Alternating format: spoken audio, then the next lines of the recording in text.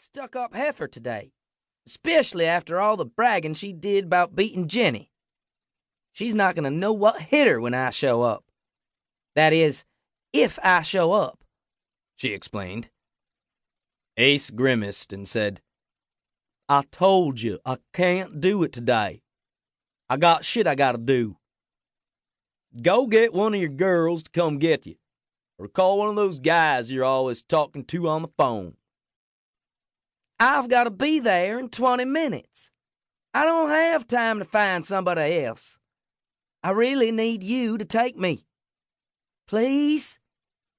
Taylor said, a pleading look on her face. "Besides, if you take me, you can see if that new shotgun muffler is worth a shit. I still say you should have gotten the staggered dual mufflers. They were really awesome." I was impressed that she knew something about motorcycles. Most girls could care less. They thought that bikes were hot, but they never took the time to learn anything about them. "Shit. You know, you're a real pain in the ass." Ace stood up and brushed his hands off on his jeans. He quickly started putting his tools away. "I'll drop you off, but you'll have to find another way home." Ace turned to me and said, "You mind if we swing by the school? If I don't do it, I'll never hear the end of it." "No problem," I said. I couldn't take my eyes off of her. Her pouty lips turned up into a sexy smile. She knew she had him wrapped around her finger. I didn't know why he even tried to tell her no. We both knew there was no way he was going to let her down. "Thanks, Ace. Let me go grab my stuff, and I'll be ready to go," Taylor said as she turned to run back in the house. Her skirt swayed when she moved and showed a hint of her ass. This girl was really doing a number on me. Just as she got to the door, she turned back to look right at me and said, "By the way, my name's Taylor. My brother tends to be a jerk-face and always forgets to introduce me to his friends." She tilted her head to the side as the corners of her mouth curved into a smile. She put her hand on her hip and raised her eyebrow as she waited for me to respond. I stood there just staring at her for a moment before I said, "Renegade." "Well, nice to meet you, Renegade." My heart raced as her eyes skirted up and down, checking me out. I could tell by the look on her face that she liked what she saw.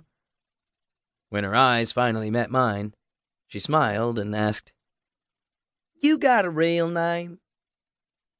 I hadn't gone by Noah Hudson since the night I lost everything. I don't even know why I told her. "Noah." "Noah. Yeah, I like that. I'll just be a second," she said as she disappeared into the house. The minute my name slipped from her lips, I was done. My mind was racing a mile a minute. I wanted to reach out and touch her just to make sure she was real. I wanted her to come back outside so I could see her again. I wanted to pull her close and press my lips against hers and feel her body pressed against mine. I imagined her on the back of my bike with her arms wrapped tight around my waist, and I couldn't help that I wanted her to be mine. I know it sounds crazy. Even now I don't understand it. I stood there staring at the front door. It was like my mind wouldn't process what had just happened. I knew it was fucked up. Hell, she couldn't have been much more than 17 years old. And there I was, drooling over her like a schoolboy with his first hard-on. Ace knocked me out of my stupor when he punched me in the arm. "Don't even think about it, man. She's my baby sister, and she's off limits. I should cut off your dick for even looking at her like that," he said with a chuckle. "Whatever, man. I wasn't looking at her like that. Hell, she's just a kid." "I know the look. That look only means trouble. Besides, she's a heartbreaker, dude.